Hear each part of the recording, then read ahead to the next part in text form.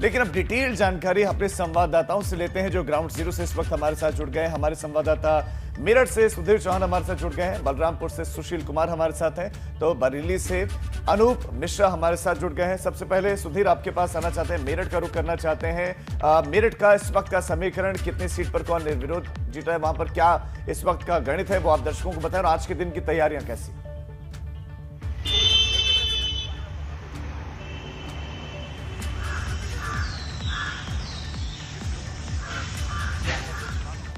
बाकी 6 सीटों पर आज लगभग 16 प्रत्याशी मैदान में है।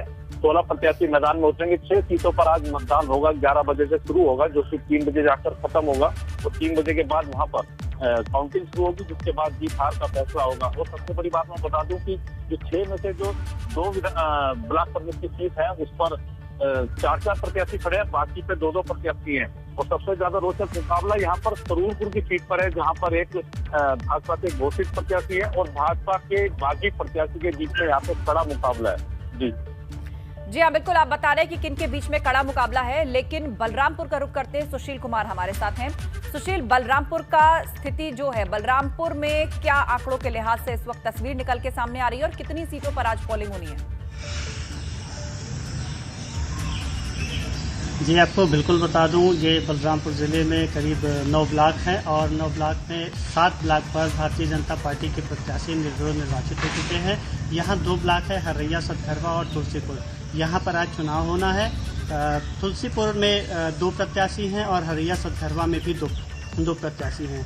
यहाँ हरैया सतघरवा की अगर बात करें तो गुलाब पाठक को भारतीय जनता पार्टी ने अपना उम्मीदवार बनाया है। इनके सामने कांग्रेस के अविरल सिंह ने अपना पर्चा दाखिल किया है। अविरल सिंह पूर्व बसपा विधायक धीरेन्द्र प्रताप सिंह धीरू के भतीजे हैं। इनके बीच कड़ा मुकाबला होना माना जाना तय है। और रात में एक घटना घटी है जो राजनीतिक स्तर पर बड़ी घटना कही जा सकती है। तुलसीपुर जो विकास खंड है, वहां पर अनीता सिंह को भारतीय जनता पार्टी ने अपना प्रत्याशी बनाया था और स्वमिता सिंह, जो कि प्रवीण सिंह बिक्की की पत्नी हैं, ये शक्तिपीठ देवी पाटन मंदिर महंत के खास बताए जाते हैं। इनको भारतीय जनता पार्टी ने टिकट नहीं दिया था, जिसके बाद इन्होंने निर्दल पर्चा दाखिल किया था। रात में राजनीतिक गुड़ागड़ित लगा और बड़े नेताओं के बीच में कुछ मंथन हुआ, जिसके बाद भारतीय जनता पार्टी की प्रत्याशी अनीता सिंह, उनके पति राणा सिंह ने विक्की सिंह को अपना समर्थन दे दिया है। अब निर्दलीय प्रत्याशी स्वमिता सिंह और समाजवादी पार्टी की फिरदौस बानो के बीच मुकाबला होगा। तो आपने कुल 9 सीटों का हल बताया कि जिसमें 7 पर निर्विरोध निर्वाचन हो गया और बाकी सीटों पर जबरदस्त द्वंद। और अब रुख करते हैं अनूप का, हमारे संवाददाता हमारे साथ है।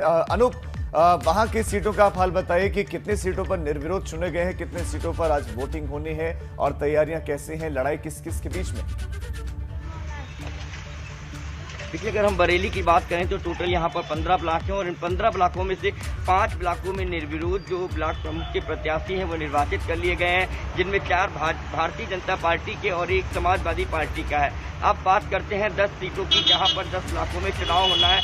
वहाँ पर 26 उम्मीदवार मैदान में हैं और जो खास बात है, यहाँ पर जैसे बिथरी है वहाँ पर त्रिकोणीय मुकाबला देखने को मिल रहा है, क्योंकि जो निवर्तमान ब्लॉक प्रमुख हैं विजेंद्र सिंह वो चुनाव मैदान में है। इसके अलावा समाजवादी पार्टी और भारतीय जनता पार्टी से भी प्रत्याशी मैदान में है।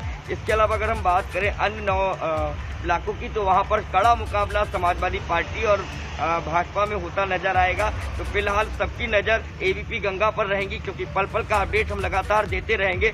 जिस तरीके से हमने त्रिस्तरीय पंचायत चुनाव में सारी चीज़ों को दिखाया, सारी तैयारी को दिखाया। अब त्रिस्तरीय पंचायत चुनाव का आज आखिरी चरण है। 3 बजे तक वोटिंग होनी है बरेली में और 3 बजे के बाद परिणाम आने लगेंगे और सबसे पहले एबीपी गंगा पर हम परिणाम दिखाएंगे कि किस तरीके से बरेली में कौन आगे चल रहा है, कौन पीछे चल रहा है, किसने किसको मात दी है।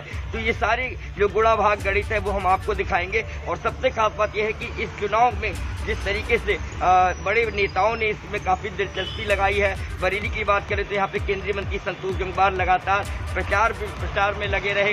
जितने प्रत्याशी थे वहाँ पर गए वो, तो उनका पर्चे का नामांकन कराया। इस तरीके से अगर समाजवादी पार्टी की बात करें तो उनके भी जितनी वरिष्ठ नेता हैं, पूर्व कैबिनेट मंत्री है, वो सभी लगातार इसमें लगे रहे। तो यानी कि इस चुनाव को काफ़ी महत्व दिया जा रहा है। और सबसे बड़ी बात यह है कि जैसा कि सभी जानते हैं कि ये सत्ता का चुनाव शुरू से माना जाता रहा, चाहे समाजवादी पार्टी की सरकार रही हो, बसपा की रही हो, और अब अगर हम भारतीय जनता पार्टी की बात करें जी बिल्कुल बिल्कुल अनूप, वो नजर भी आ रहा है, वो नजर भी आ रहा है कि ज्यादातर जगहों पर बीजेपी के ही जो प्रत्याशी हैं वो निर्विरोध जीत चुके हैं, और जहां पर द्वंद्व है भी वहां पर कांटे की टक्कर है।